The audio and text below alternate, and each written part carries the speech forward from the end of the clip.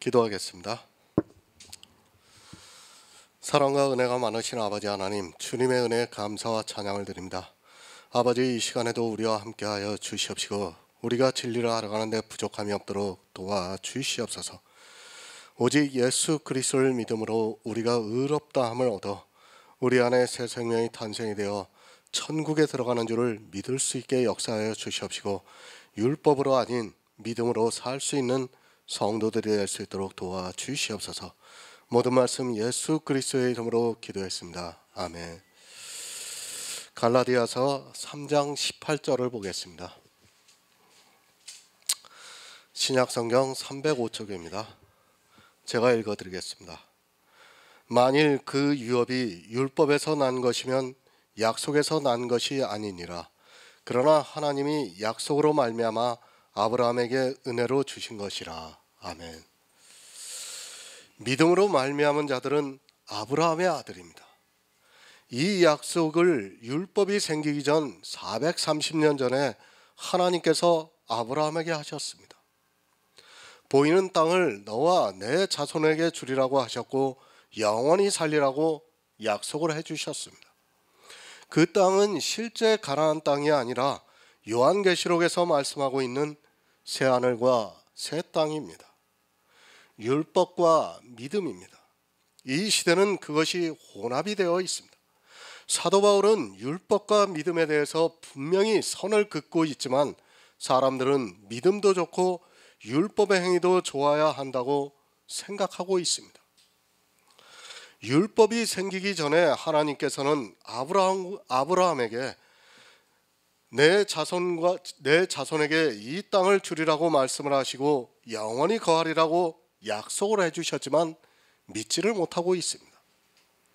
전혀 다른 차원입니다. 믿음에 대해서 성경에서 깨닫지 못하면 그는 아무리 성경에서 문자적으로 많이 안다고 해도 구원을 받을 수 없습니다. 내 안에서 역사하는 믿음이라는 것은 내 스스로 신을 믿는 것이 아니라 하나님의 능력이 내 안에 임하고 있다는 말씀입니다. 성령입니다. 어느 누구도 성령이 아니고는 예수 그리스도를 믿을 수 없습니다. 그리고 성도가 믿는다는 것은 종교적인 행위가 아니라는 것을 알아야 합니다. 이 세상 모든 종교는 그것을 가지고 믿는다고 말을 하고 있습니다.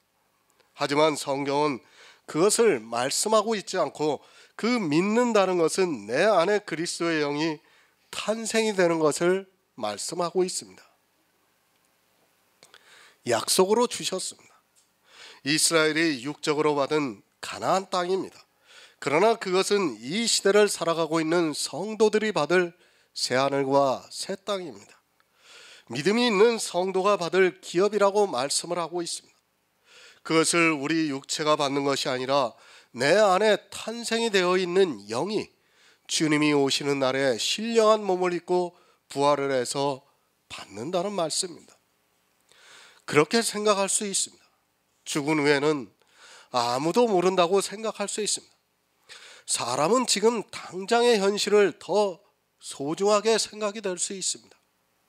그러나 천국을 알고 있는 사람이라면 하나님의 약속이 얼마나 귀한가를 알 수 있습니다.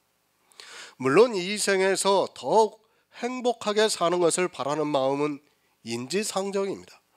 그러나 하나님께서는 우리에게 영의 일을 말씀하고 있습니다.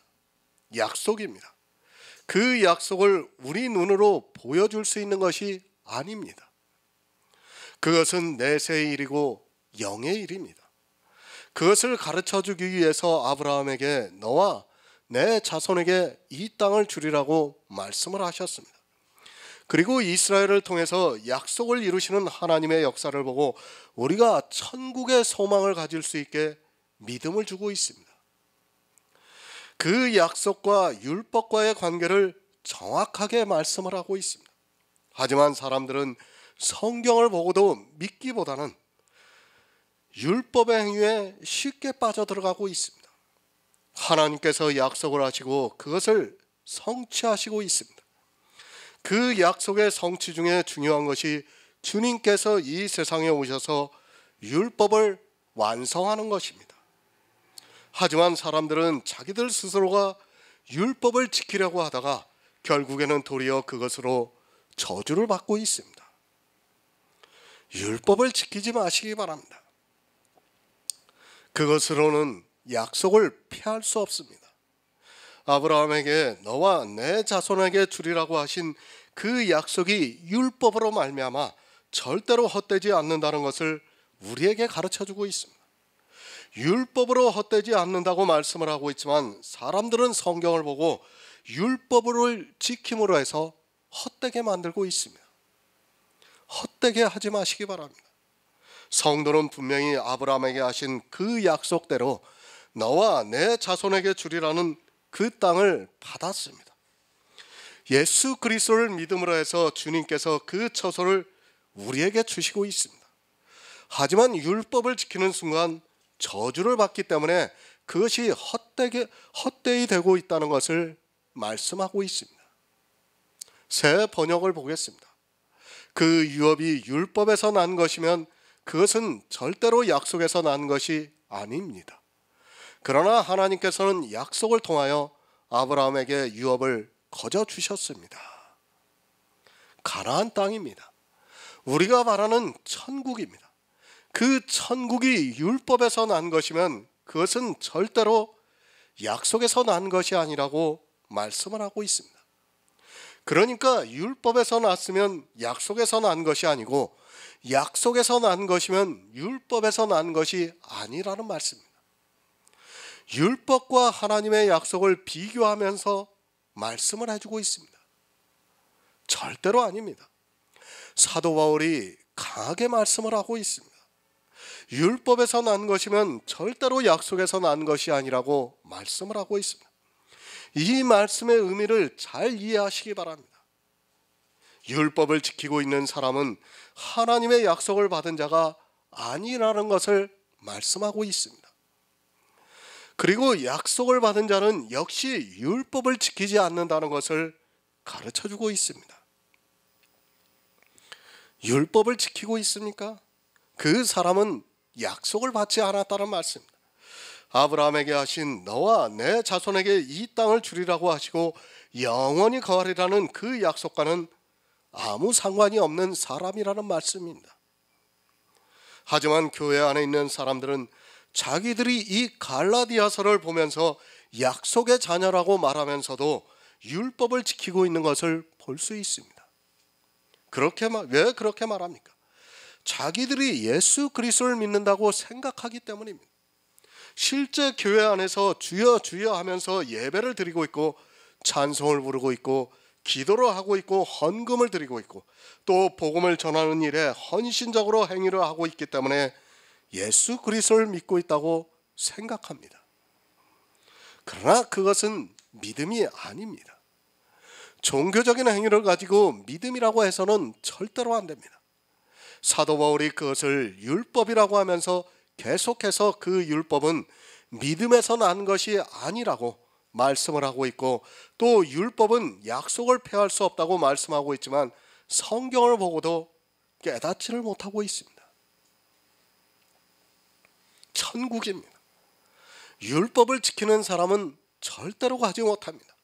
사도 바울은 유업을 말씀하면서 그것이 율법에서 난 것이 아니라 약속에서 난 것이라고 말씀을 하고 있습니다. 이 말씀은 율법을 지키는 사람은 절대로 유업을 받을 수 없고 반드시 약속을 믿는 성도만이 받는다는 것을 말씀하고 있습니다. 이것은 동전의 양면이라는 것을 알고 있어야 합니다. 율법과 약속입니다. 율법은 성경에 기록되어 있는 문자 그대로를 자기 육체로 지키는 것이고 약속은 하나님께서 일방적으로 주시는 은혜를 받는 것을 말씀하고 있습니다. 이 둘이 함께 병행할 수 없다는 것을 알고 있어야 합니다. 마치 전혀 다른 길과 같습니다. 이 길을 가면 저 길을 가지 못하고 저 길을 가면 이 길을 가지 못하는 것과 같다는 것을 말씀하고 있습니다. 로마서 4장 14절을 보겠습니다. 신약성경 244쪽입니다. 신약성경 244쪽 로마서 4장 14절입니다.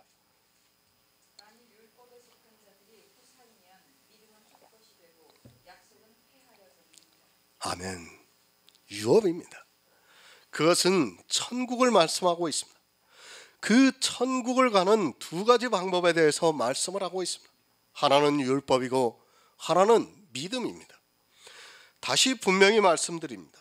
율법은 내가 그냥 좋다고 해서 지키는 것이 절대로 아니라는 것을 알고 있어야 합니다. 사람들이 율법을 너무 모르다 보니까 그렇게 생각하고 있습니다. 절대 아닙니다. 계속해서 말씀드리지만 율법은 천국을 유업으로 얻느냐 아니면 그것으로 말미암아 저주를 받느냐 하는가를 가르쳐주고 있습니다. 그 율법이 사람의 이성에는 지키는 것이 아무리 좋다 해도 그것은 사람의 이성이고 성경에서 어떻게 말씀하고 있는가를 바로 알고 있어야 합니다. 천국의 유업입니다. 그리고 천국의 후사입니다. 율법을 지킨다는 것은 내가 이 율법으로 천국을 기업으로 얻겠다고 하는 의사표시라는 것을 깨달아야 합니다. 교회 안에 있는 사람들이 그것을 모르고 있습니다. 내가 원하든 원치 않든 율법을 지키는 순간에 율법이 나에게 그것을 요구하고 있다는 것을 깨달아야 합니다. 나는 진심으로 하나님을 잘 믿기 위해서 지켰습니다. 그것은 사람의 생각입니다. 성경에서 계속해서 율법을 지켰을 때와 그것을 못 지켰을 때를 말씀하고 있습니다. 그리고 사람이 의롭다함을 얻는 것은 율법의 행위에서가 아니라고 분명하게 가르쳐주고 있습니다. 율법을 지키는 사람은 절대로 구원을 받을 수 없다는 것을 가르쳐주고 있지만 사람들은 깨닫지를 못하고 있습니다. 율법, 다시 말씀을 드립니다. 누가 더 의롭냐 하는 것에 계량의 문제가 아니라는 것을 분명히 깨닫기 바랍니다. 내가 살인을 하지 않고 도적질을 하지 않았다는 그 차원의 문제가 아닙니다. 내가 율법을 지키는 순간 그 율법은 천국의 후사가 될 수 있느냐 없느냐를 따집니다. 내가 더 의롭냐는 것을 말하는 것이 아니라 축복을 받을 수 있느냐 저주를 받느냐를 묻고 있다는 말씀입니다. 율법은 후사가 될 수 없습니다. 아니, 나는 율법을 지킬 때 후사가 되기 위해서 지키는 것이 아니라 이미 믿음으로 의롭다함을 받고 이제 성도로서 살기 위해서 지킨다 해도 성경은 후사가 안 된다는 것을 말씀하고 있습니다. 율법을 지키는 사람은 후사가 될 수 없기 때문에 그가 믿는다고 하는 그것도 거짓이고 그가 받았다는 약속도 헛것이라는 말씀입니다. 믿음이 헛것이 됩니다. 그리고 약속도 폐하여집니다. 내가 한 가지라도 율법을 지키는 순간 그렇게 된다는 것을 사도 바울이 말씀하고 있지만 사람들이 성경을 보면서도 국어를 모르다 보니까 정확하게 그 말씀을 이해하지 못하고 있고 그것이 스스로를 저주하는 일이 되고 있다는 말씀입니다. 율법 아래입니다. 그리고 믿음입니다. 이 둘이 함께 할 수 있을 것 같으면 사도 바울이 이 둘을 이렇게 비교해 가면서 말씀을 하지 않습니다. 국어를 조금이라도 아는 사람이라면 로마서의 말씀을 보면 율법을 지키는 일이 어떻게 된다는 것을 쉽게 깨달을 수 있지만 그저 거대한 종교에 의해서 교리로 정해져 내려오는 그것에 세뇌가 되어서 율법을 지키고 있습니다. 거짓말입니다. 아니, 자기 스스로 속고 있습니다. 율법을 지키는 사람이 내가 예수 그리스도를 믿어서 구원을 받았다고 하는 것은 스스로 거짓말을 하고 있으면서도 깨닫지를 못하고 있습니다. 이 시대 교회 안에 있는 거의 모든 사람들이 가지고 있는 생각이라고 보면 맞습니다. 율법이 사람을 저주한다는 것을 성경을 보고도 깨닫지를 못하고 있습니다. 유업입니다. 그것은 분명히 은혜로 주신 것입니다. 하나님의 약속으로 말미암아 아브라함에게 은혜로 주신 것입니다.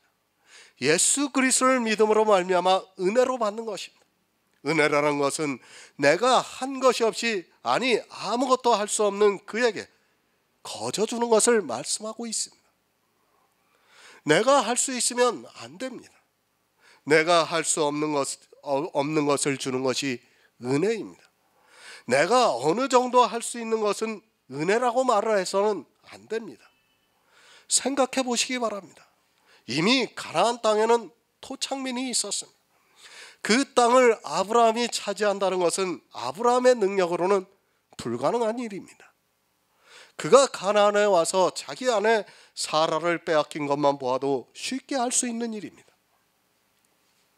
그 땅을 주셨습니다. 그것도 영원히 살리라고 말씀하셨습니다. 이와 같은 것이 은혜라는 말씀입니다. 지금 이 시대를 살아가고 있는 성도도 마찬가지입니다. 우리가 천국에 갈 수 없습니다. 그러나 하나님께서 약속을 해주셔서 예수 그리스도를 믿게 해주시고 믿음으로 유업을 주시는 것을 은혜라고 말씀합니다.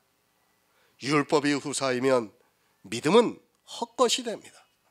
다시 말씀을 드리지만 믿음이 후사이면 율법도 헛것입니다. 이 말씀은 믿음이 있는 성도는 율법을 지키지 않아도 된다는 말씀입니다. 이렇게 두 가지를 비교해가면서 말씀을 하면 이것이 동전의 양면이라는 것을 깨달아야 하는데, 이 시대는 믿음도 있고 율법도 잘 지키려 하고 있습니다. 에베소서 2장 5절을 보겠습니다. 신약성경 311쪽입니다. 에베소서 2장 5절입니다.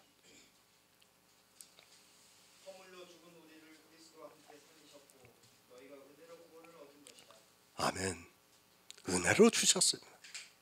아브라함에게 가나안 땅을 주신 것은 은혜입니다. 실제 가나안이 아니라 천국을 주신 것은 은혜라는 말씀입니다.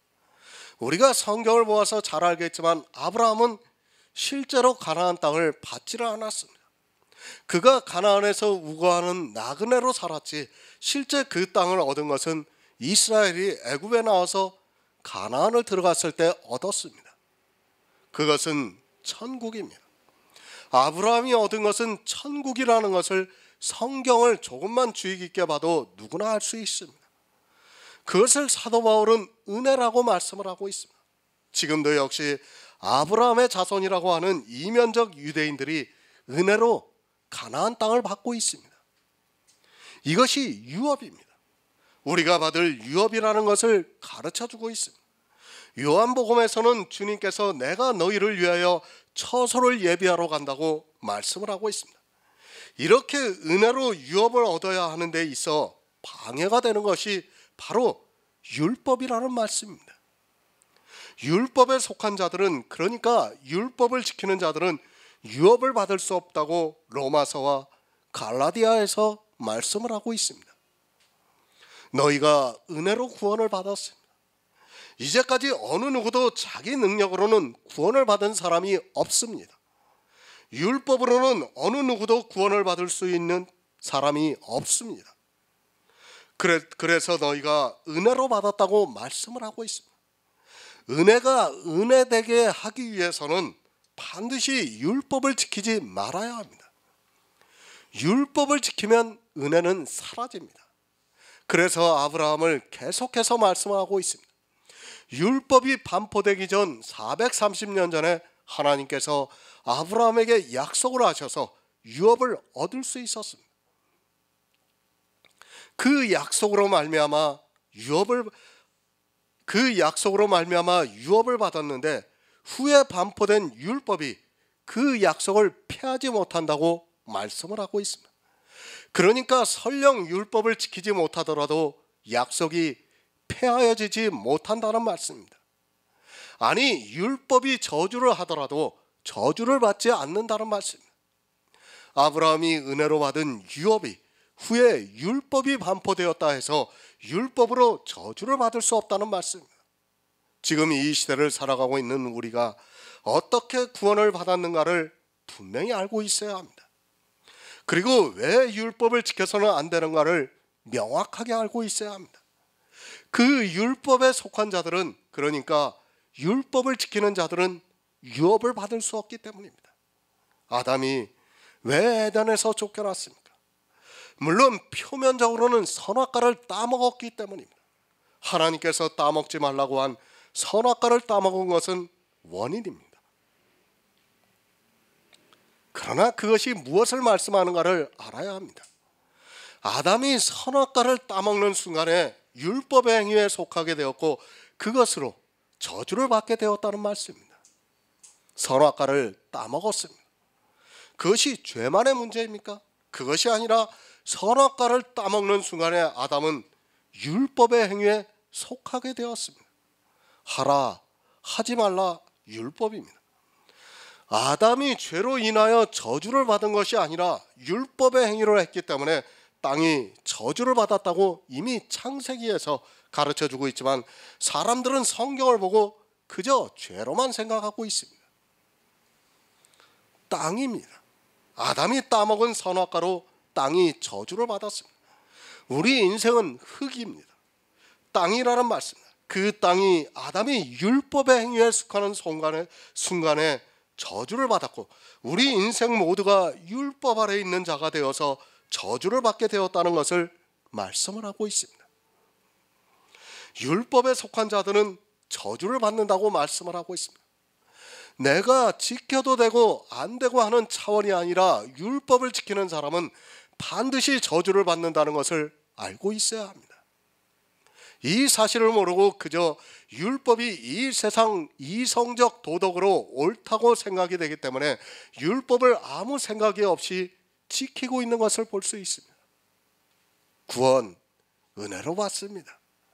그런데 그 은혜를 은혜되지 못하게 하는 것이 바로 율법이라는 것을 깨달아야 합니다. 왜 은혜되지 못하게 하는가 하면 율법의 행위에 속한 자들은 저주를 받기 때문에 은혜되지 못하게 하고 있습니다. 사람의 이성이 아닌 성경에서 율법을 어떻게 말씀하는가를 바로 깨닫는 성도만이 율법을 지키지 않을 수 있습니다. 갈라디아서 3장 19절을 보겠습니다. 신약성경 305쪽입니다.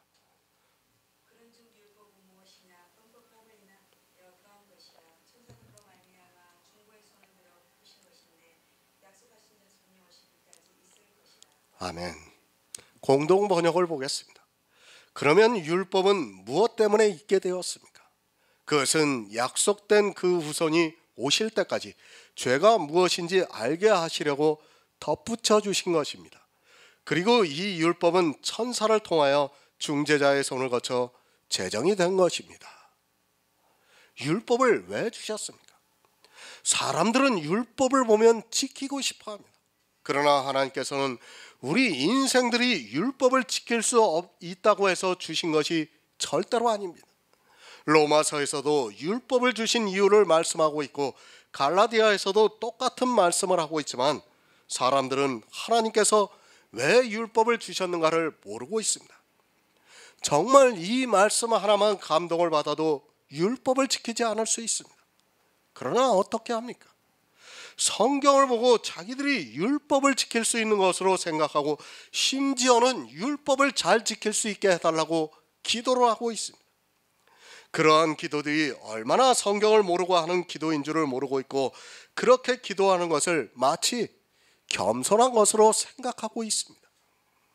그러한 기도가 미사여구라는 것을 모르는 사람들은 자기 겸손의 모양을 나타내고자 하고 있습니다. 자기가 지키는 것이 아닙니다. 하나님께서 능력을 주셔서 지킨다고 이야기하고 있습니다. 자기는 지킬 수 없는데 하나님께서 자기에게 은혜를 주시고 또 성령을 보내주셔서 지킨다고 말을 하고 있습니다. 그것이 성경적인가를 따지기 전에 사람들이 그 말을 들으면 얼마나 겸손해하고 있습니까?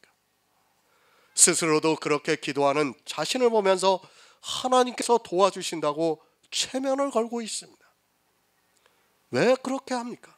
하나님께서 중보자의 손을 빌어 율법을 반포하셨기 때문입니다. 아니, 사람들의 생각에는 그것이 하나님의 법이라고 생각하고 있기 때문에 더욱 율법을 지키려고 하고 있고 그 율법을 지키는 것을 마치 하나님께서 도와주셔서 가능하다고 생각하고 있습니다. 착각하지 마시기 바랍니다. 물론 하나님께서 율법을 중보의 손을 빌어서 베푸신 것은 맞습니다. 그러나 하나님께서 진짜 우리에게 율법을 지키라고 말씀을 하지 않았습니다. 다만 사람들이 성경을 오해를 해서 스스로 율법을 지키고 있는 것이지 율법을 진짜 지키라고 하신 것은 절대로 아닙니다. 율법을 왜 주셨습니까? 율법을 주신 이유는 예수 그리스도께서 오시기까지 죄가 무엇인가를 알게 해 주시기 위해서라고 말씀을 하고 있습니다. 이렇게까지 명확하게 말씀을 하고 있는데도 성경을 보려고는 하지 않고 그저 자기들의 생각에 율법을 지키는 것이 옳다고 생각하면서 지키고 있습니다. 율법은 죄가 무엇인가를 알게 하기 위해서 주셨습니다. 그런데 율법을 보고 지키고 있습니다. 죄를 알게 하기 위해서 주셨다고 말씀을 하고 있는데 율법을 보고 죄를 알려고 하기보다는 그것을 지킴으로 해서 도리어 죄를 모르게 하고 있습니다. 자기가 죄인이라는 것도 모르는 사람이 어떻게 예수 그리스도의 은혜를 바랄 수 있습니까? 절대로 그런 일은 없다는 것을 알고 있어야 합니다. 출애굽기 20장 6절을 보겠습니다. 구약 성경 112쪽입니다. 출애굽기 20장 6절입니다.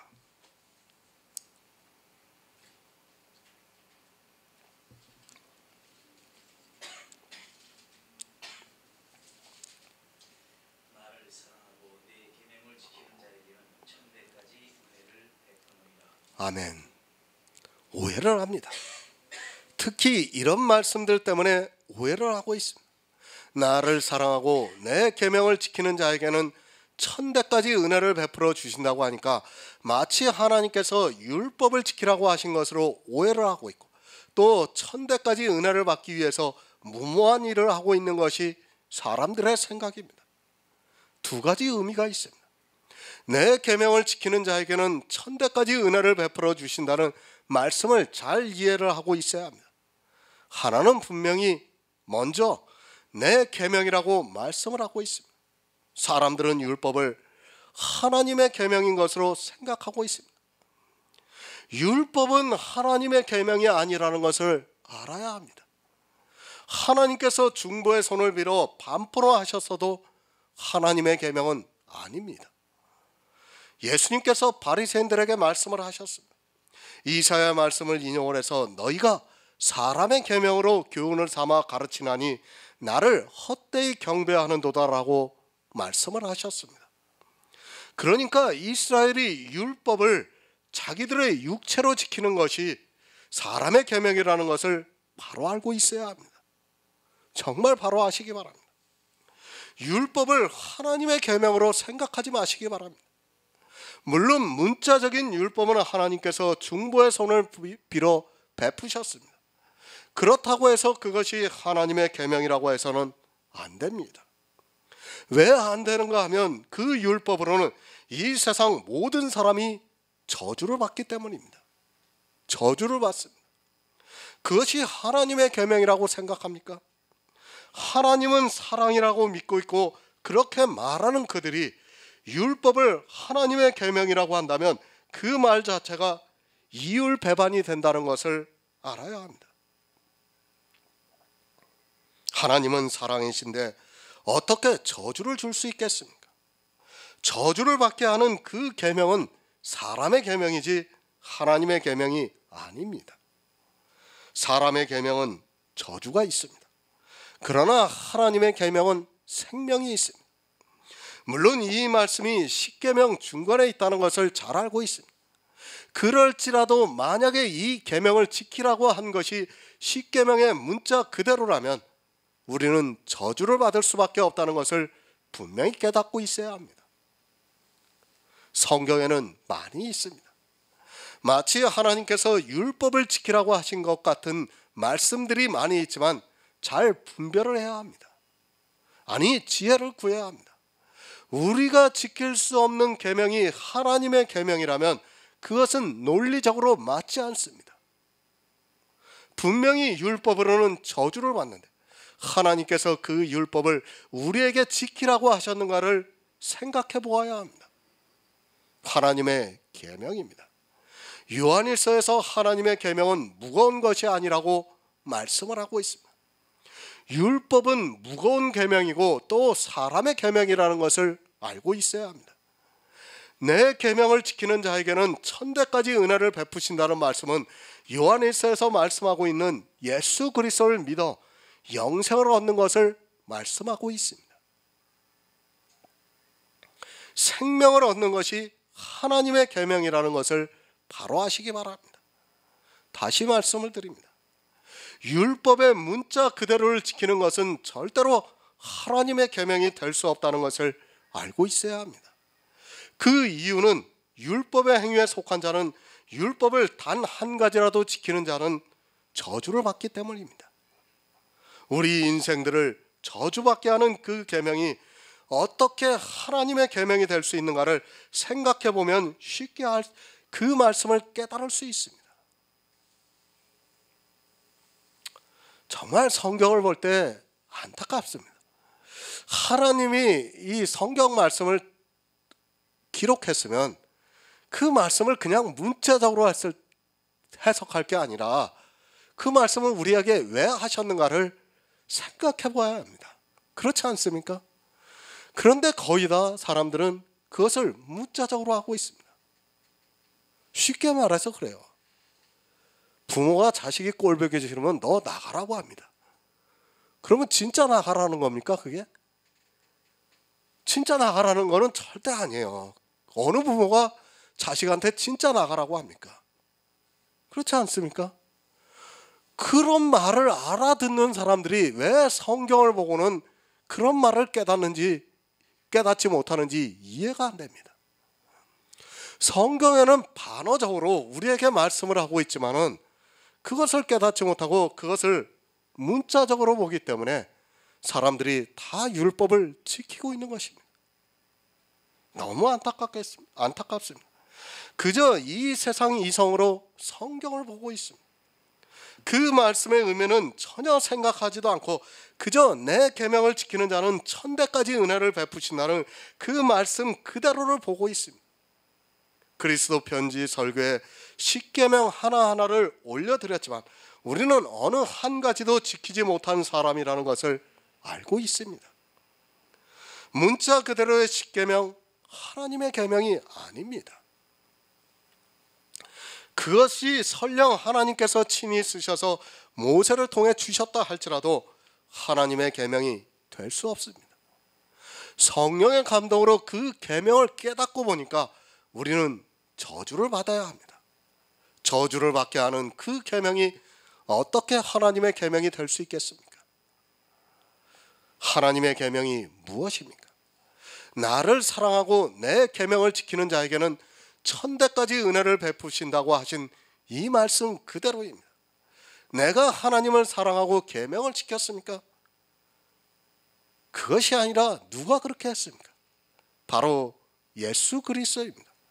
이 말씀 그대로 하나님을 사랑하고 하나님의 계명을 지키신 분은 오직 예수 그리스도밖에는 없다는 말씀입니다.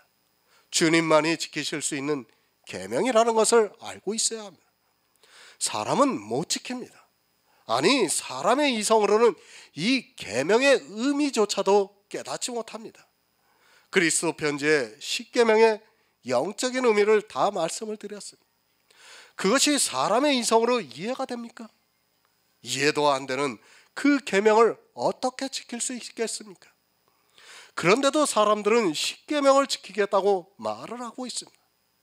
십계명을 모르고 있습니다. 살인하지 말라는 그 의미를 모르고 있습니다. 살인하지 말라는 그 말도 모르는 사람이 어떻게 그 계명을 지킬 수 있겠습니까? 율법은 우리가 지킬 수 있는 계명이 아닙니다. 오직 주님께서 이 세상에 오셔서 그것을 지키시고 천대까지 은혜를 받으셨습니다. 지키라는 그 말씀만 생각하지 말고 우리가 지킬 수 없다는 것을 먼저 생각하시기 바랍니다. 그러면 왜 이 말씀을 하셨는가를 알 수 있습니다. 주님께서 하나님을 사랑하고 하나님의 계명을 지키시고 그 은혜를 천대까지 받으셨습니다. 그 은혜를 천대까지 받으신다는 말씀은 영원히 사신다는 것을 말씀하고 있습니다. 우리가 율법을 지켜서 천대까지 은혜를 받는다는 것이 절대로 아닙니다. 우리는 율법을 못 지킵니다. 그러나 주님이 하나님의 계명을 지키셨습니다. 그리고 우리가 하나님의 계명을 믿음으로 지켜서 천대까지 은혜를 받을 수 있게 해주셨습니다. 이것이 바로 예수 그리스도를 믿음으로 의롭다함을 받는 은혜입니다. 주님이 천대까지 은혜를 받으신 그것을 우리가 주님을 믿음으로 말미암아 천대까지 은혜를 받게 하셨습니다. 이것이 하나님의 계명입니다. 주님이 율법의 요구를 이루신 것이 하나님의 계명입니다. 이제 우리는 그것을 믿기만 하면 됩니다. 예수 그리스도를 믿는 그것이 천대까지 은혜를 받는 것인데도 성경을 이해하지 못하다 보니까 자기가 율법을 지켜서 천대까지 은혜를 받으려고 하다가 결국에는 저주를 받고 있습니다. 율법이 무엇입니까? 그것은 지키는 것이 절대로 아닙니다. 한 가지로도 지키는 순간에는 저주가 있습니다. 왜 중보자의 손을 빌어서 율법을 반포하셨는가를 알아야 합니다. 우리 인생들에게 그것을 지키라고 하신 것이 아니라 율법을 보고 죄를 깨닫게 하기 위해서 주셨다는 말씀입니다. 율법을 알아야 합니다. 그래야 내가 죄인이라는 것을 깨달을 수 있습니다. 하나님께서 율법을 주신 것은 약속된 그 후손이 오실 때까지 죄가 무엇인가를 알게 하시려고 덧붙여 주신 것이라고 말씀을 하고 있습니다. 구약의 이스라엘에게 율법을 주신 이유는 그것을 지키라고 주신 것이 아니라 주님이 오시기까지 그 율법을 보고 죄가 무엇이라는 것을 알게 하기 위해서 주신 것입니다. 마찬가지입니다. 이 시대 우리도 역시 마찬가지로 성경을 보면서 그 율법을 보고 내 안에 예수 그리스도가 계시가 되기까지 죄를 깨달아야 됩니다. 그러면 자연적으로 어떻게 됩니까? 예수 그리스도가 계시가 됩니다. 그렇지 않습니까? 우리가 율법을 정말 설교 말씀에서 많이 보았지만 그걸 보면서 어떻게 됩니까? 우리가 죄를 깨닫는 거예요. 그게 뭐예요? 예수 그리스도를 알게 되는 겁니다. 이게 동시적으로 이어져야 되는데 도리어 어떻게 합니까? 율법을 지키고 있습니다. 율법을 알면 어떻게 됩니까? 내가 죄인이라는 것을 알면 예수 그리스도를 믿을 수 있습니다. 그러나 이스라엘은 율법을 문자적으로 보고 지킴으로 해서 자기들의 죄인이라는 것을 깨달을 수 없었고 그것으로 인하여 은혜를 거절하는 죄를 지어서 저주를 받았다는 말씀입니다. 죄를 알아야 은혜를 구할 수 있는데 이스라엘은 율법을 보고도 죄를 깨닫지 못했습니다. 누가복음 5장 32절을 보겠습니다. 신약성경 97쪽입니다. 신약성경 97쪽 누가복음 5장 32절입니다.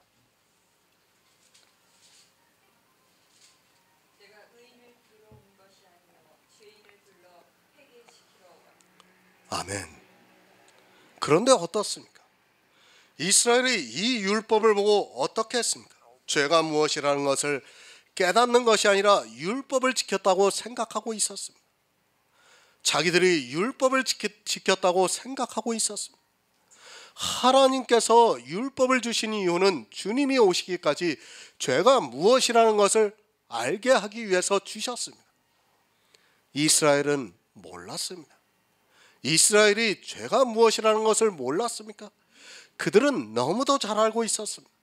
살인하지 말라는 율법을 보고 육체를 살인한 사람을 보고 율법을 범한 죄인이라고 했고 도적질하지 말라는 율법을 보고 도적질하는 사람을 보고 저 사람이 죄를 지었다고 말을 했습니다. 그렇게 아는 것을 가지고 율법을 보고 죄를 안다고 생각했습니다. 지금도 마찬가지입니다. 이스라엘과 조금도 다르지 않습니다. 율법을 안다고 하는 그들이 죄를 모르고 있습니다.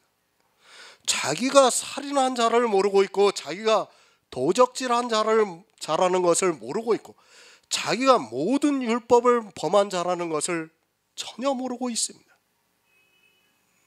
어떻게 됩니까? 교회 안에는 의인만이 있습니다. 11조를 내는 의인이 있고 주의를 지키는 의인이 있습니다. 죄인이 있는 교회가 아니라 의인이 있는 교회로 변했습니다. 그리고 그 안에 있는 사람들은 겸손하게 보이려고 죄인이라고 하고는 있지만 자기가 무슨 죄를 지었는지도 모르고 그저 남들이 죄인이라고 말을 하니까 그렇게 말하고 있습니다. 살인을 안 했습니다. 그런데도 죄인이라고 말하고 있습니다. 도적질을 안 했습니다. 그런데도 자기가 죄인이라고 말하고 있습니다. 내가 죄인이라고 할 때는 모든 율법을 지키지 못했을 때 죄인이라고 해야 한다는 것을 아시기 바랍니다.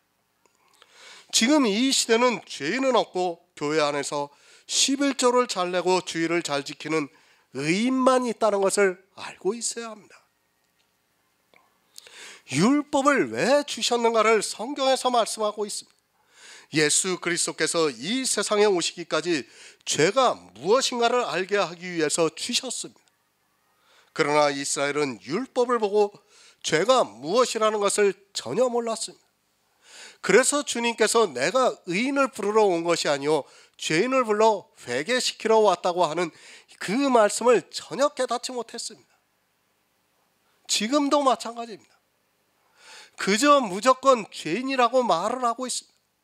주님께서 내가 의인을 부르러 온 것이 아니로 죄인을 불러 회개시키기 위해서 오셨다는 이 말씀을 알고 있다 보니까 이스라엘과 같이 의인 행세를 할 수 없으니까 자기를 주님께서 부르셨다는 것을 나타내기 위해서 자기가 지은 죄도 모르고 그저 죄인이라고 말을 하고 있습니다. 죄인입니까? 의인입니까? 아마도 모든 사람이 자기가 죄인이라고 하는 데 있어서는 이견이 없을 것이라고 생각하고 있습니다. 문제는 자기가 어떤 죄를 지었는가를 모르고 있습니다. 왜 모르는가 하면 율법을 보면서도 죄를 깨닫지 못했기 때문에 자기가 무슨 죄를 지었는지를 모르고 그저 죄인이라고 말을 하고 있습니다. 요한계시록 9장 21절을 보겠습니다. 신약성경 408쪽입니다. 요한계시록 9장 21절입니다.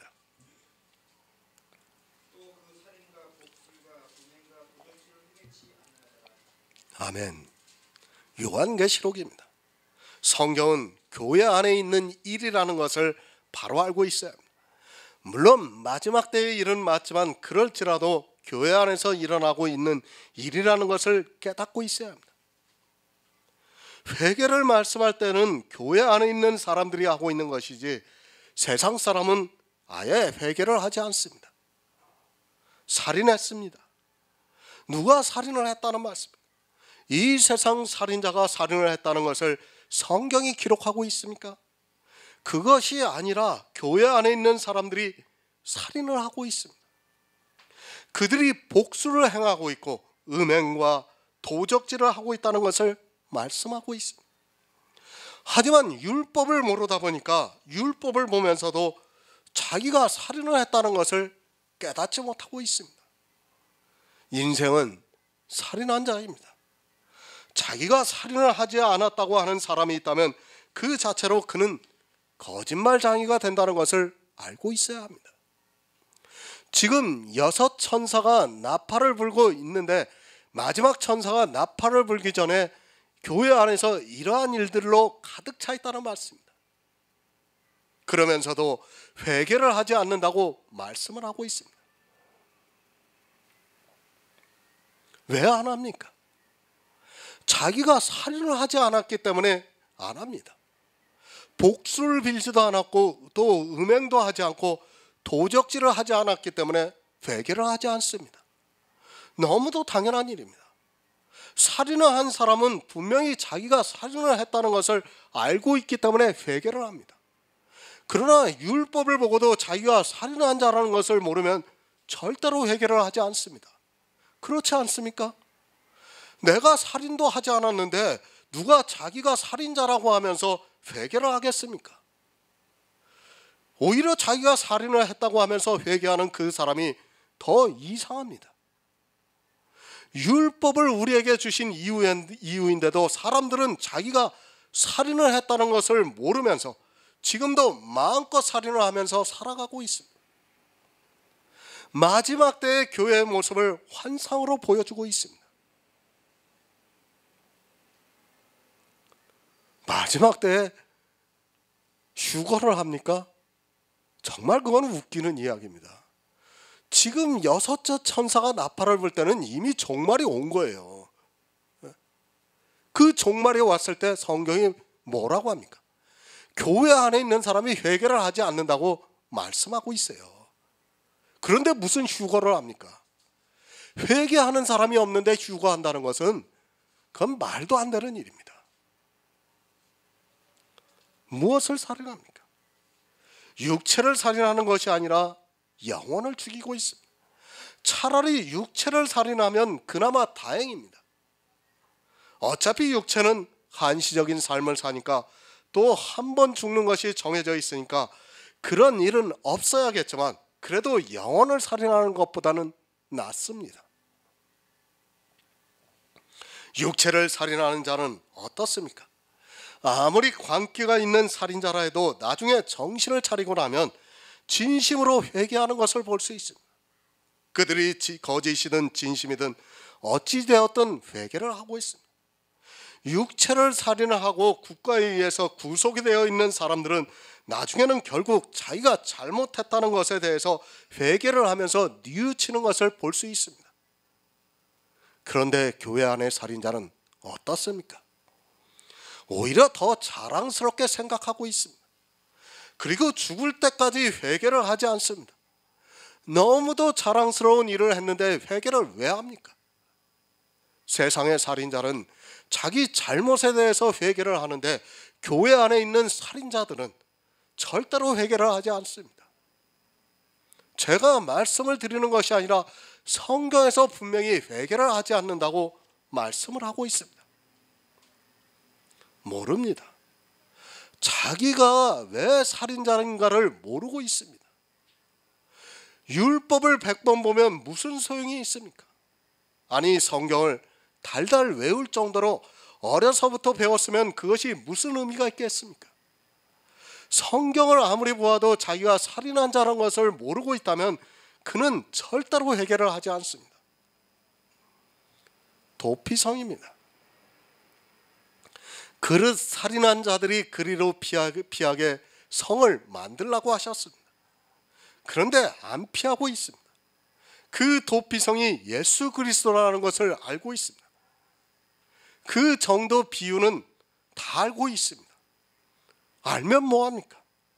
자기가 살인을 해야 그리로 피할 수 있는데 율법을 보고도 살인을 하지 않았다고 생각하니까 피할 생각도 하지 않고 있습니다. 살인, 복술, 음행, 도적질, 여기서 다시 말씀드릴 필요가 없습니다. 이미 그리스도 편지 설교에 다 해석을 해서 올려드렸습니다. 교회 안에 있는 모든 사람이 이렇게 하고 있다는 것을 알고 있어야 합니다. 주님이 오실 때까지 교회 안에 있는 사람들은 이렇게 하면서도 회개를 하지 않고 있습니다. 이스라엘을 보시기 바랍니다. 부자 청년이 주님의 앞에 와서 내가 무엇을 하여야 영생을 얻을 수 있습니까? 라고 묻고 있습니다.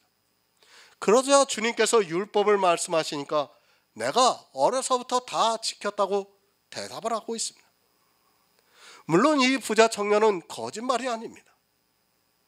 그러나 주님이 그 부자 청년에게 그것을 말씀하셨을 때는 무엇을 말씀하신 것입니까? 내가 율법을 못 지켰다는 것을 다시 말씀을 해주신 거예요. 그런데 부자 청년은 어떻습니까? 내가 어려서부터 다 지켰다고 말을 하고 있습니다. 육체적으로는 분명히 그의 말이 맞습니다. 그러나 영적으로는 하나도 지키지 못했습니다. 자기가 지키지 못했다는 것을 알았다면 주님 앞에 나와서 회개를 했을 것이 분명합니다. 그러나 자기가 지켰다고 알고 있으니까 주님께서 하시는 말씀을 깨닫지 못하고 근심하며 돌아갔다고 말씀을 하고 있습니다. 회개했습니까? 내가 살인한 것을 회개했습니까? 내가 복수를 행하면서 이 생의 복을 빈 것을 회개했습니까? 내가 교회 안에서 율법을 지키면서 음행을 한 것을 회개했습니까? 내가 복음을 몰랐을 때 소자를 도적질해서 배나 더 지옥의 자식이 되게 만든 것을 회개했습니까? 절대로 하지 않고 있습니다. 아니, 자기가 그렇게 했다는 것조차 모르고 있습니다. 그래서 요한계시록에서 마지막 천사가 나팔을 불 때까지도 회개를 하지 않는다고 말씀을 하고 있습니다. 교회 안에 있는 사람들이 이러한 일을 다 하고 있으면서도 회개를 하지 않고 있습니다. 그러면서 자기들이 예수 그리스도를 믿는다고 하면서 주여 주여 하고 있습니다. 성경을 보시기 바랍니다. 성경에서 회개치 않는다고 하면 그런 것입니다. 여섯째 천사가 나팔을 불고 있을 때입니다. 이 나팔 소리는 우리에게 들려지는 것이 아닙니다. 이제 주님이 오시기 직전입니다. 일곱째 천사가 나팔을 불면 이 세상은 말씀 그대로 종말이 오지만 사람들은 그때가 되는데도 회개를 하지 않고 계속해서 살인을 하고 복수를 행하고 음행을 하고 도적질을 하고 있습니다.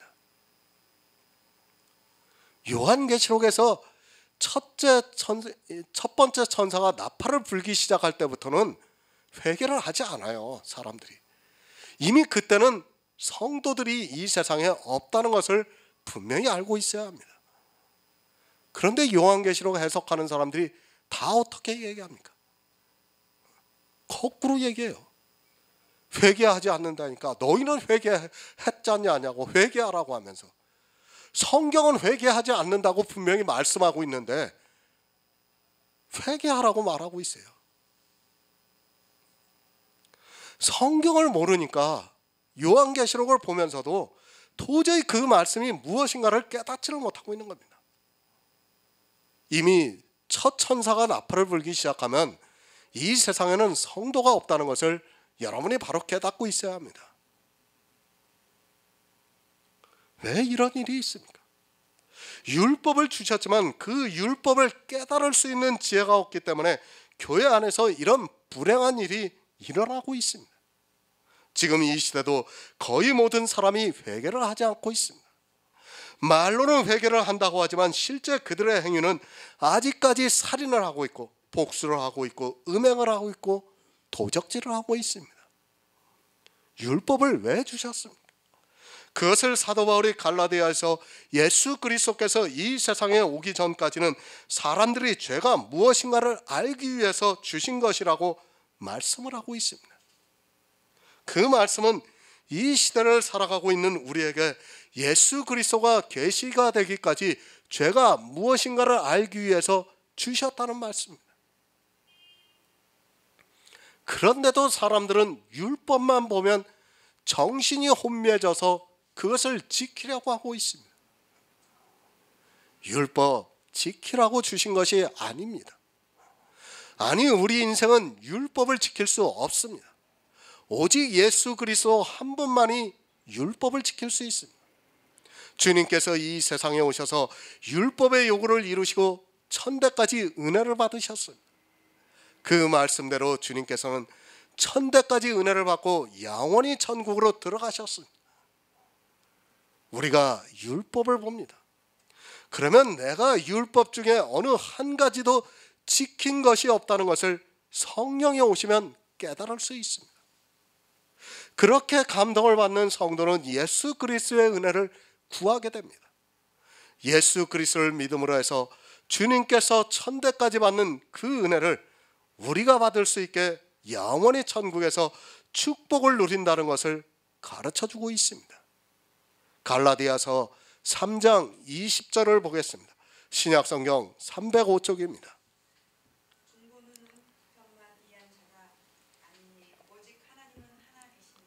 아멘. 공동번역을 보겠습니다. 그러나 하나님의 약속은 중재자를 내세우지 않고 하나님 한 분의 생각으로 하신 것입니다. 율법은 중보자가 있습니다. 그것을 천사들로 말미암아 중보자의 손을 빌어서 반포를 했다고 말씀을 하고 있습니다. 그렇게 중보자가 있기 때문에 중보자가 반포했을 때 이스라엘 백성들이 스스로 우리가 다 행하겠다고 대답을 했습니다.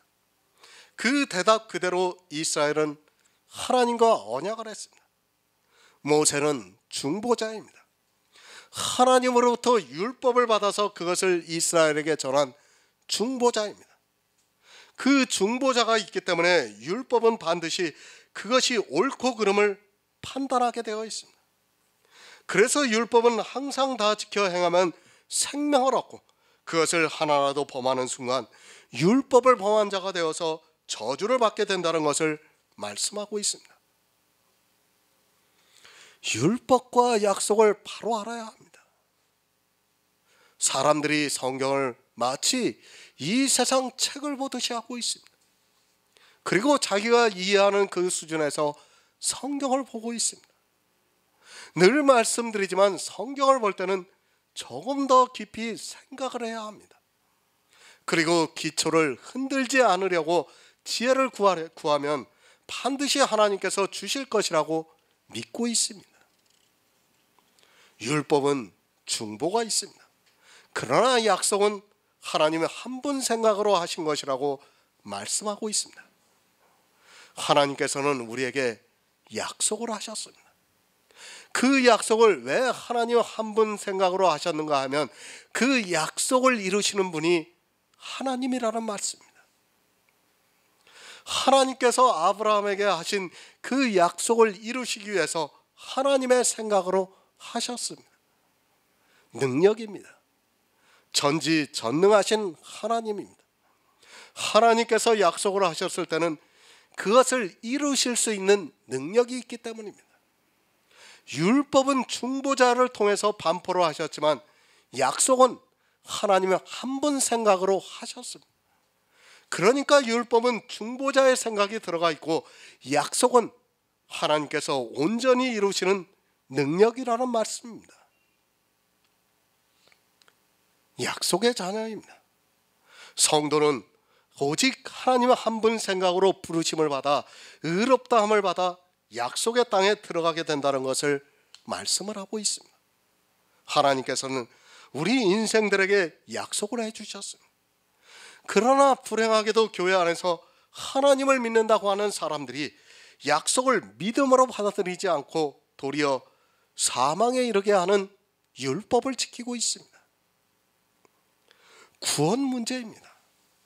약속을 따를 것인가 아니면 율법을 지킬 것인가는 구원의 문제라는 것을 바로 알고 있어야 합니다. 그저 아무 생각이 없이 율법을 지키고 있는 사람들을 보면 너무 안타깝기만 합니다.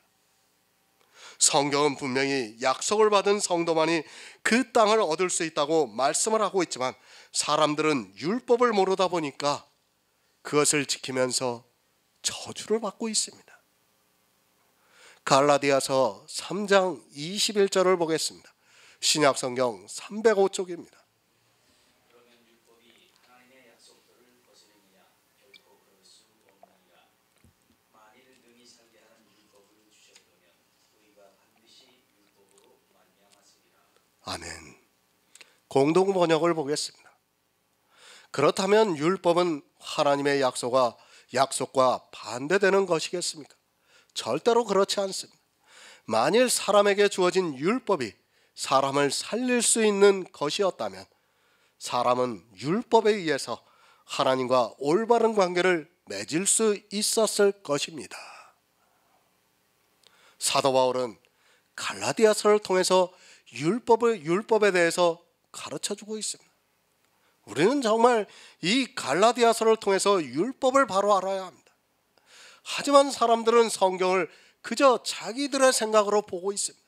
그리고 자기들의 생각이 옳다고 판단이 되기 때문에 율법을 지키고 있습니다. 율법에 대해서 바로 아시기 바랍니다. 율법입니다. 분명히 말씀드리지만 이 율법도 생명을 주고 있습니다. 사람들이 가장 이해를 못하는 것이 바로 이 문제입니다. 율법은 다시 말씀을 드리지만 누가 더 잘 지키고 못 지키고 하는 그런 계량을 따지는 것이 아니라는 것을 바로 알고 있어야 합니다. 하지만 사람들은 그런 계량으로 보고 있고, 그래서 더욱 율법을 지키고 있습니다. 다시 말씀드립니다. 율법을 그렇게 생각하지 마시기 바랍니다. 누가 더 잘 지키고 누가 못 지키고 하는 차원의 문제가 아니라는 것을 성경이 계속해서 가르쳐주고 있지만, 율법을 모르다 보니까 이 세상의 생각을 가지고 성경에 있는 율법을 보고 있습니다. 율법을 모릅니다. 첫째는 성경에서 율법을 보고도 자기가 그 율법을 못 지키고 있다는 것을 깨닫지 못하고 있습니다. 십계명에 있는 율법을 보고 자기가 율법을 지키는 사람으로 생각하고 있다는 자체가 심각한 문제입니다. 그리고 율법은 내가 지키고 싶은 것은 지키고, 또 이 시대와 동떨어진 율법은 안 지키고 할 수 있는 문제의 것이 아니라는 것을 알고 있어야 하는데, 그 기초를 모르고 그저 율법의 문자만을 보고 있습니다. 그렇다면 율법은 하나님의 약속과 반대가 되는 것이겠습니까? 사도 바울은 절대로 그렇지 않다고 말씀을 하고 있습니다. 무슨 말씀입니까? 하나님께서 아브라함에게 너와 내 자손에게 이 땅을 주리라고 말씀을 하시고 영원히 거하리라고 말씀을 하셨습니다. 율법이 이 약속과 반대가 되는 것이냐는 말씀입니다. 절대로 그렇지 않고, 율법책에 기록된 것을 항상 다 지키면 하나님의 약속이 유효하다는 말씀입니다. 율법, 생명입니다. 죽고 사는 문제로 보라는 말씀입니다. 사도 바울이 그것을 말씀하고 있습니다. 율법을 다 지키면 하나님께서 약속하신 그것을 받을 수 있다는 말씀입니다. 그러나 사람들은 율법을 그렇게 보지를 않고 있습니다. 율법을 어떻게 보아야 하는가를 사도 바울이 지금 명확하게 가르쳐주고 있습니다. 율법을 다 지키면 생명을 얻을 수 있습니다. 율법은 분명히 생명을 준다는 것을 알고 있어야 합니다. 성경에서도 분명히 율법을 지키면 생명을 준다고 말씀을 하고 있습니다. 율법을 다르게 생각하지 마시기 바랍니다. 율법은 반드시 이 생명과 연결이 되어 있다는 것을 알고 있어야 합니다. 그것을 에덴에서 아담을 통해서 보여주셨습니다. 선악과를 따먹은 아담은 정녕 죽었습니다. 똑같다는 말씀입니다.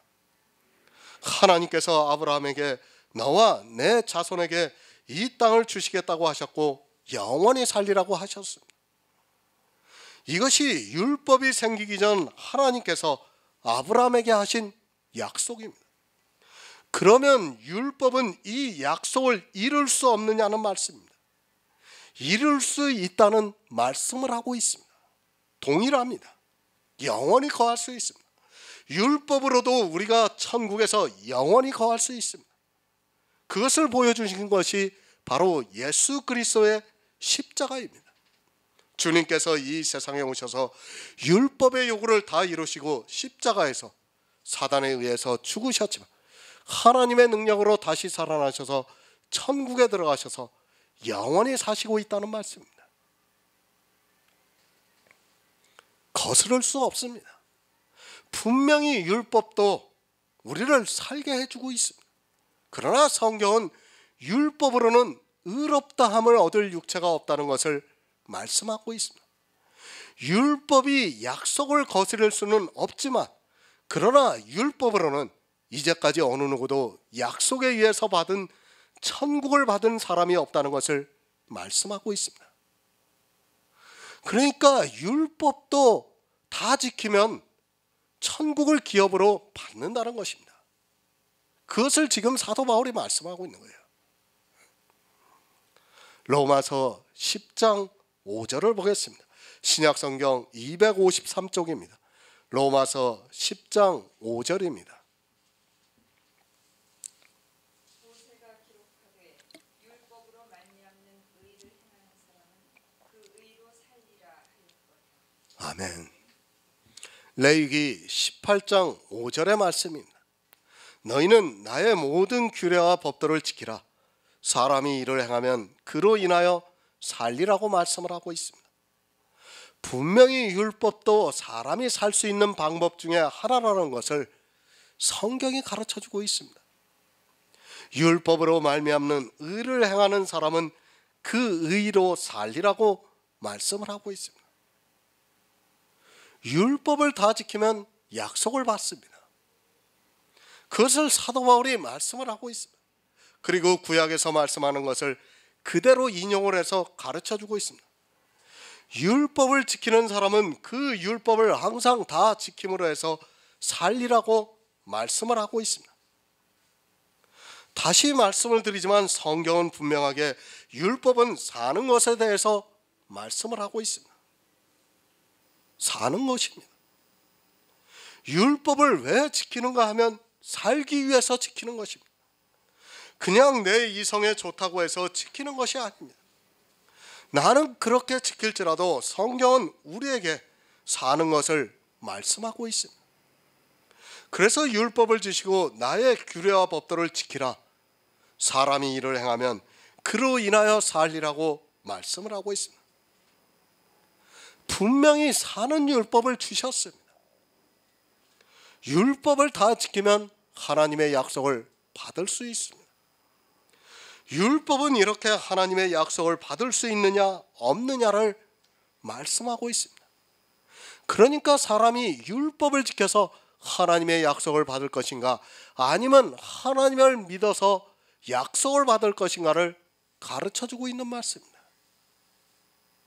사람의 이성으로 율법을 생각하지 마시고 성경에서 이렇게 말씀하고 있다면 우리는 무조건 그렇게 받아들여야 합니다. 지금 무슨 말씀을 하고 있는 겁니까? 사도 바울이 갈라디아서 3장 초입에서 뭐라고 해요? 율법의 행위로냐 듣고 믿음으로서냐를 묻고 있습니다. 지금 계속해서 그 말씀을 사도 바울이 여러 가지로 지금 우리에게 이해할 수 있게끔 말씀하고 있는 겁니다. 계속해서. 그런데도 사람들은 이 갈라디아서를 보면서도 도무지 깨닫지를 못하고 있습니다. 사도 바울은 우리에게 율법을 지켜서는 안 된다는 것을 계속해서 지금 말씀을 하고 있습니다. 그런데 어떻게 이 갈라디아서를 어느 한 사람도 바로 강해를 하는 사람이 없다는 겁니다. 너무 안타깝습니다. 율법과 복음에 대해서 이렇게 명확하게 말씀을 하고 있는데도 어느 누구 신학자 한 사람이라도 이 갈라디아서를 바르게 강해를 하고 있는 사람이 없습니다.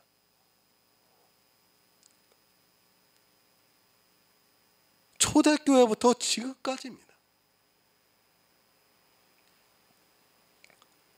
그 중간에 성도들이 몇이나 있다고 생각합니까? 마찬가지예요. 지금과 같이. 성도는 거의 없습니다. 정말 하나님께서 특별하게 은혜를 주셔서 이 복음을 깨닫게 해주시는 자만이 하나님의 은혜 안에 거할 수 있습니다. 그렇지 않고는 다 저주를 받게 된다는 것을 우리에게 가르쳐주고 있습니다. 그러나 어느 누구도 이 율법에 대해서 바로 정의를 하지 않고 있어요. 구원파가 율법을 폐했다고 말합니다. 구원파가 율법을 폐했습니까? 절대로 아닙니다. 그들도 율법주의예요. 구원파를 영지주의라고 하는데 절대로 영지주의가 아닙니다. 그들도 율법주의라는 것을 바로 알고 있어야 합니다. 구약의 레위기의 말씀입니다. 그것을 신약에 와서 사도 바울이 그대로 인용을 해서 말씀을 하고 있습니다. 그러니까 율법을 행하는 사람은 그 의로 말미암아 살게 된다는 말씀입니다. 이 두 가지를 함께 해서는 안 됩니다. 약속을 믿는 것과 율법을 지키는 것을 두 가지를 함께 하라고 성경은 말씀하고 있지 않습니다. 지금 갈라디아에서 계속해서 이 말씀을 하고 있는 것 아닙니까? 어느 것인가를 택하라는 말씀입니다. 하나님을 믿어서 약속을 받을 것인가 아니면 율법을 지켜서 약속을 받을 것인가를 택해야 합니다. 아니, 이 두 가지를 다해서 약속을 받을 수 있다면 그렇게 해도 됩니다. 하나님께서 아브라함에게 하신 너와 내 자손에게 이 땅을 주리라고 하신 그 땅을 받을 수 있는 방법이 두 가지고, 그렇게 받으면 영원히 살 수 있다는 말씀입니다. 로마서에서는 그 두 가지를 의로 말씀하고 있습니다. 율법의 의는 율법을 다 지켜서 그 의로 살리라고 말씀하고 있고, 하나님의 의는 율법에 나타난 한 의로 믿음으로 말미암아 주어지는 의로 살리라고 말씀을 하고 있습니다. 성경은 이 둘을 함께 하라고 말씀하고 있지 않습니다. 둘 중에 하나를 하라고 말씀하고 있습니다. 아니, 둘 다 해도 괜찮습니다. 그러나 분명한 것을 말씀하고 있습니다. 율법으로 말미암는 의를 행하는 사람은 그 의로 살리라고 말씀을 하고 있습니다. 문제는 율법으로 말미암는 의를 행하는 사람은 그 의로 사는 것이 아니라 저주를 받는다는 것을 분명히 우리에게 가르쳐주고 있는 말씀입니다. 율법도 약속을 받을 수 있습니다. 그 의를 행해서 분명히 하나님께서 약속하신 그 땅에서 영원히 살 수 있습니다. 그러나 문제는 율법으로 말미암는 사람은 그 의로 말미암아 살리라고 말씀하고 있는데, 그 의가 저주를 받는다는 말씀입니다. 저주를 받지 않고 살 수 있다면 우리는 당연히 율법을 지켜야 합니다. 그러나 율법을 항상 지키지 못해서 사람은 저주를 받고 있습니다. 율법으로 말미암은 사람은 그 의로 삽니다. 이것은 분명한 말씀입니다. 그래서 사도 바울은 율법이 하나님의 약속과 반대가 되는 것이 절대로 아니라고 말씀을 하고 있습니다. 분명히 율법으로 말미암은 사람은 그 의로 사는 것이 맞지만, 그래서 항상 다 지킨 사람은 하나님께서 약속하신 것을 받을 수 있지만, 율법으로는 그렇게 살 수 있는 사람이 없고 이제까지 모두가 저주를 받았다는 말씀입니다. 아니, 주님이 오실 때까지 모두가 다 저주를 받게 되어 있습니다. 율법으로 말미암은 사람은 그 의로 삽니다. 그러니까 율법을 지키는 사람은 그 의로 산다는 말씀. 그런데 그 의가 살 수 있는 의가 안 되면 율법으로 말미암아 저주를 받게 된다는 것을 가르쳐주고 있습니다. 살 수만 있고 저주를 안 받는다면 아무런 문제가 되지 않습니다. 다시 말씀드립니다. 예수 그리스도 안에는 오직 생명만이 있습니다. 그러나 율법에는 생명과 저주가 함께 있다는 것을 알아야 합니다. 율법으로 말미암은 사람은, 그러니까 율법을 지키는 사람은 그 의가 의롭다함을 받을 수 있으면 분명히 하나님께서 약속하신 약속을 받을 수 있는데, 만약에 의롭다함을 받지 못하고 죄인으로 나타나면 저주를 받는다는 말씀입니다. 율법은 살고 죽는 문제입니다. 율법을 지키는 순간에 그것이 함께 따라오고 있다는 것을 알고 있어야 합니다. 나는 그것과 상관이 없이 하나님의 성도로 살고 싶다 해서 그렇게 되는 것이 절대로 아닙니다. 성경에서 율법을 지키는 순간 살고 죽는 것이 따라온다고 말씀하고 있으면 그렇게 되는 것입니다. 사람의 생각을 가지고 성경을 보지 마시기 바랍니다. 성경이 어떻게 말씀하고 있는가가 그것이 기준입니다. 율법에 대해서 이렇게 말씀하고 있으면 우리는 그대로 받아들여야 합니다. 만일 능히 살게 하는 율법을 주셨다면 그 의가 반드시 율법으로 말미암았으리라고 말씀을 하고 있습니다. 그러니까 율법을 지켜서 살 수 있었다면 그것으로 살게 해주셨다는 말씀입니다. 이 말씀은 율법으로는 능히 살 수 없다는 것을 말씀하고 있습니다. 율법으로 능히 살 수 없다면 하나님께서도 그렇게 율법으로 능히 살 수 있다면 하나님께서도 그렇게 하셨을 텐데 율법으로는 저주를 받는다는 말씀입니다. 율법이 생명을 줄 수 있습니까? 만약에 그렇다면 의롭게 되는 것이 분명히 율법에서 생겼을 것이라는 말씀입니다. 능히 살게 하는 율법을 주셨다면 이 말씀은 율법으로는 저주를 받는다는 말씀입니다. 아무도 율법으로는 천대까지 은혜를 받아서 영원히 살지 못한다는 말씀입니다. 율법을 지키면 반드시 의롭다함을 받아야 합니다. 그것이 사람에게서 받는 것이 아니라 하나님으로부터 의롭다함을 받아야 한다는 말씀입니다. 나는 의롭다함을 받기 위해서 지킨 것이 아니라 해도 성경에서 의롭다함을 받아야 한다고 하면 반드시 율법을 지키면 의롭다함을 받아야 한다는 말씀입니다. 하지만 사람들은 성경에서 말씀을 하고 있어도 국어를 모르다 보니까 무슨 말씀을 하고 있는지를 깨닫지 못하고 있습니다. 율법이 살게 할 수 있습니까? 만약에 그렇다면 하나님께서 그렇게 사는 것이 율법으로 말미암아 주셨다는 말씀입니다. 하지만 율법으로는 살 수 없습니다. 나는 진심으로 감사해서 하나님 앞에 11조를 드린다 해도 율법은 그런 문제의 것이 아니라 내가 11조를 드리는 순간 그 11조를 드림으로 해서 내가 의롭다함을 얻어서 살아야 한다는 말씀입니다. 자신이 있으면 하시기 바랍니다. 그러나 성경에서는 분명히 율법으로는 의롭다함을 받을 육체가 없다고 말씀을 하고 있습니다. 살지도 못하는 그 율법을 왜 지킵니까? 살지 못하는 것으로 끝이 나는 것이 아니라 저주를 받습니다. 내 영혼이 저주를 받아 구원을 받지 못하고 사망에 이른다는 말씀입니다.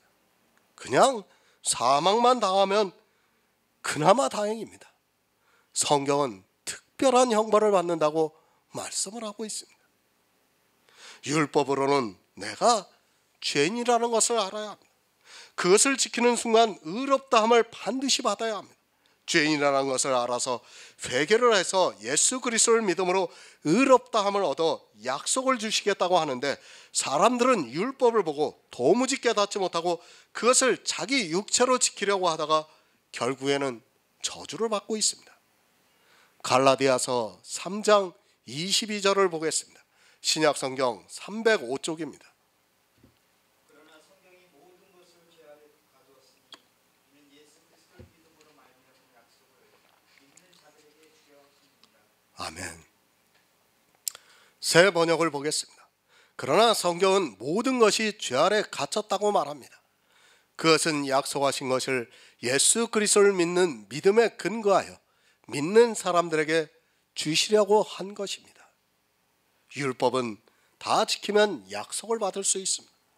또한 율법을 사람이 능히 지킬 수 있다면 하나님께서는 굳이 예수 그리스도를 이 세상에 보내시지 않고 율법으로 살게 하셨을 것이라는 말씀입니다. 왜 예수 그리스도를 믿음으로 우리에게 약속을 받게 하셨는가를 가르쳐주고 있는 말씀. 이 세상의 이성입니다. 어느 종교를 막론하고 다 율법을 잘 지키는 사람을 의롭다 하고 있습니다. 그러나 그들이 말하는 것은 율법을 지킨 계량입니다. 하지만 하나님께서 말씀하는 것은 점도 없고 흠도 없는 것을 말씀하고 있습니다. 점도 흠도 없는 의로움이 있어야 하나님 앞에 가서 살 수 있는데 율법으로는 그것이 불가능하다는 것을 깨닫게 해주고 있습니다. 의롭다함입니다. 그것은 마치 백지에서 점 하나가 있어도 안 되는 것입니다. 그것을 깨닫게 하기 위해서 그리고 백지에 있는 수많은 점을 보게 하기 위해서 율법을 주셨지만 사람들은 율법을 보고도 깨닫지를 못하고 있습니다. 아니, 도리어 자기를 깨끗하게 하려고 회를 칠하고 있습니다. 우리가 지키는 율법입니다. 그것을 예수님께서 바리새인들에게 회칠한 무덤이라고 말씀을 하고 있습니다. 그것은 바리새인만 그런 것이 아니라 이 시대를 살아가고 있는 교회 안에 있는 모든 사람이 지키고 있는 율법이 그렇다는 것을 말씀하고 있습니다. 하지만 사람들은 영의 비밀을 모르다 보니까 자기 눈으로 보는 그리고 이성으로 아는 율법으로 회를 칠하는데 열심을 내고 있습니다. 회가 칠해지면 좋습니다. 아니 그것으로 깨끗해질 수 있다면 사람은 반드시 그렇게 해야 맞지만 설령 내 육체가 그렇게 된다 해도 아담이 범죄하는 순간 우리 인생들은 반드시 죽어야 한다는 것을 말씀하고 있습니다. 아담이 정령 죽는 것 같이 아담의 자손은 우리 인생들도 반드시 죽어야 합니다. 성경의 모든 것을 죄 아래 가두었습니다. 무엇으로 죄 아래 가두었는가 하면 약속하신 자손이 오기까지 율법을 주셨는데 그 율법이 우리 인생 모두를 죄 아래 가두었다고 말씀하고 있습니다. 율법이 우리를 모두 죄 아래 가두었습니다. 죄 아래 가두었다는 말씀은 율법이 우리 인생 모두를 저주를 받게 하고 있다는 말씀입니다. 죄를 진 자는 저주를 받는다는 것을 모두가 알고 있습니다. 율법을 지키고 있습니까? 그것을 단 한 가지로 지키는 순간에 죄 아래 갇힌다는 것을 말씀하고 있습니다. 왜 죄 아래 갇히게 되는가 하면 율법으로는 의롭다 함을 육체가 없기 때문입니다. 아니 율법을 몰랐을 때는 자기가 죄 아래 갇혔다는 것을 모르고 있지만 율법을 알고 나니까 내가 율법을 하나도 지키지 못했다는 것을 알게 되었습니다. 율법을 바로 하시기 바랍니다. 내가 지켜서 의롭다함을 받으면 얼마나 좋겠습니까? 그러나 성령이 오시고 난 후에 율법을 보니까 나는 율법의 어느 한 가지도 지키지 못한 죄인이라는 것을 깨닫게 되었다는 말씀입니다. 하지만 성령이 오시기 전에는 그것을 깨달을 수 있는 지혜가 사람에게는 없어서 자기가 저주를 받는 줄을 모르고 이 세상 이성으로 법이 바르니까 그것을 지키려고 하고 있습니다. 미리 말씀을 드렸습니다. 우리는 살인한 자라는 것을 알고 있어야 합니다. 그가 아무리 유명한 신학자라 해도 모두로부터 존경과 칭찬을 받는 자라 해도 자기가 살인한 자라는 것을 모르면 율법을 모르는 어리석은 사람입니다. 율법이 우리를 죄 아래 가두고 있지만 그것을 깨달을 수 있는 지혜가 없으면 율법을 지키게 되어 있습니다. 누가 의인입니까? 성경에서 누구를 의인이라고 말씀하고 있습니다. 오직 나의 의인은 믿음으로 살리라고 말씀을 하고 있습니다. 믿음이 아니고는 어느 누구도 의롭다함을 받을 수 없습니다. 성경에서 말씀하는 가장 기초적인 정의가 의인은 없나니 하나도 없다는 말씀입니다. 죄를 범치 않는 의인은 하나도 없습니다. 전도서에서 말씀을 하고 있어도 그 말씀을 깨닫지를 못하고 있습니다. 죄를 범치 않는 의인이 없다고 성경은 분명히 가르쳐주고 있는데 사람들은 자기들이 율법을 지키면 죄를 범치 않을 수 있다고 생각하고 있습니다. 육적으로 살인을 하지 않았다고 그가 의인입니까? 세상은 그를 의인이라 할지 몰라도 성경은 절대로 그렇게 말씀하고 있지 않습니다. 이미 우리는 살인한 자입니다. 태어난 순간부터 우리는 살인한 자라는 것을 알아야 합니다. 내가 무슨 살인을 했느냐고 따지지 마시기 바랍니다. 육체적으로는 살인을 안 했을지 몰라도 복음이 우리에게 계시가 되기까지는 우리는 살인한 자로 살았다는 것을 성경이 가르쳐주고 있습니다. 문자적으로는 살인 안 했습니다. 그러나 영적으로는 다 살인한 자입니다. 우리 스스로는 진리를 알 수 없기 때문에 처음부터 우리는 살인한 자입니다. 그러나 하나님께서 우리에게 진리의 성령을 보내주셔서 율법을 보고 죄를 깨닫게 해주셨습니다. 내가 살인한 자라는 것을 깨닫게 해주셨다는 말씀입니다. 그리고 그러나 성령이 오시고 나니까 율법을 통해서 죄를 알게 해주셨습니다. 그렇게 죄를 알면 어떻게 됩니까? 이스라엘이 왜 예수 그리스도를 영접하지 않고 십자가에 못 박아 죽였습니까? 율법을 보고도 죄를 깨닫지 못했습니다. 율법을 보고 죄를 깨달아야 하는데 도리어 율법으로 회를 칠하고 있었습니다.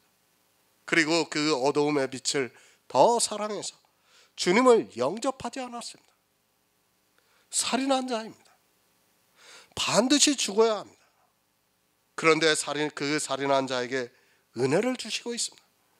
그것이 바로 우리가 믿고 있는 예수 그리스도의 십자가입니다. 내가 살인한 자라는 것을 알고 있는 사람은 예수 그리스도의 십자가가 은혜가 됩니다.